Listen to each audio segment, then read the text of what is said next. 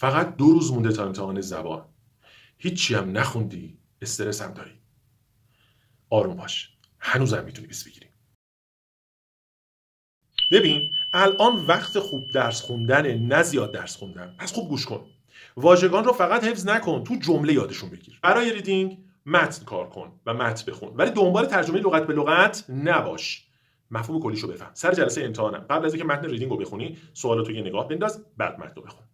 برای لیسنینگ حتما فایل‌های صوتی گوش بده، اما اولویتت با QR کد کتابتون باشه. حتما بیشتر سوالاتتون بدون تغییر از هموناست. مطمئن باش نمرش رو راحت میتونی بگیری. برای گرامر کافیه که تمرینای کتاب درسی تو چند بار کار کنی تو هر درس. گرامر اون درس رو کامل مسلط میشی، نمره کاملش هم میگیری.